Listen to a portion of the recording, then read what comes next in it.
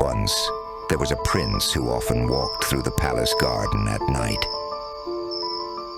Beneath the glow of the moon, with every step, silence was his only companion, as if searching for something he could not name. But one night, something strange happened. Under the ancient willow tree, he saw her. A maiden who seemed to glow in the moonlight. Her skin was like crystal, clear and delicate, yet full of life. Who are you? The maiden hesitated for a moment before offering a soft smile. I have no name. I am but a dream passing through the night. Her voice was like the chime of bells swayed by the wind. But as the prince stepped closer, the maiden retreated, her hands trembling. Why are you moving away? It is not fear, but a warning. Before he could ask again, a cloud passed by, and the first ray of sunlight appeared on the horizon. The young woman gasped, quickly turned away, and in an instant, she vanished like smoke. The prince could not forget what he had seen. Night after night, he returned to the willow tree, hoping the mysterious maiden would return. And she did. Each night, they talked.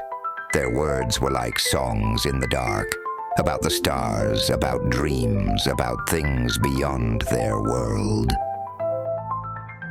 And slowly, the prince fell in love with her otherworldly beauty.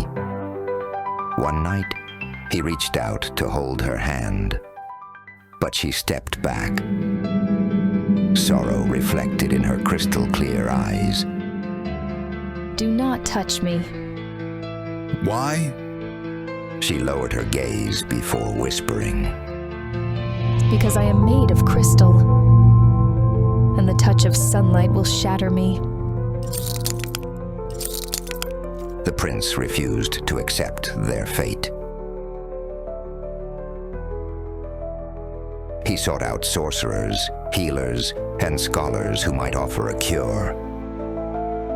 But none knew a way to save the maiden. So one night, he made his choice. He held her hand despite her warning. Her palm was cold, smooth, and felt as fragile as glass. There must be a way. I will find it, no matter what. There is none. There never was. But he did not believe her. A few days passed, and the prince finally found a cure. He had a witch create a black cloak for him. The cloak had a golden incantation written on it. As the first light of day emerged, he made his decision. Wear this cloak. It is powerful, and sunlight will not penetrate your skin. We can be together at any time. And for the first time, the maiden did not run. But in an unexpected turn of events, the wind suddenly roared. It struck the trees and carried away the leaves. Even the black cloak was nearly swept away. As the wind lashed against the cloak, it slightly lifted the hood covering the young woman's head, just as the sun began to peek through. The gentle rays of morning touched her skin. A faint crack was heard. The wind blew once more, and this time it completely carried the cloak away. And from there, like lightning, fractures spread across her entire body. She did not scream. She did not struggle. Instead, she gazed at the prince. I wish we had more time. The prince tried to hold her, but she was gone.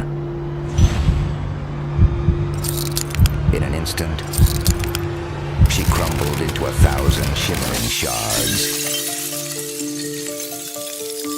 He fell to his knees, desperately trying to gather the broken pieces. But there was nothing left to save. From that day forward, the prince never smiled again. In the palace, they whispered that he had become a shadow of his former self, walking through the garden every night, speaking to the wind beneath the willow tree. And if you ever pass by the garden on a clear night, at the right moment, you might hear the sound of bells carried by the wind.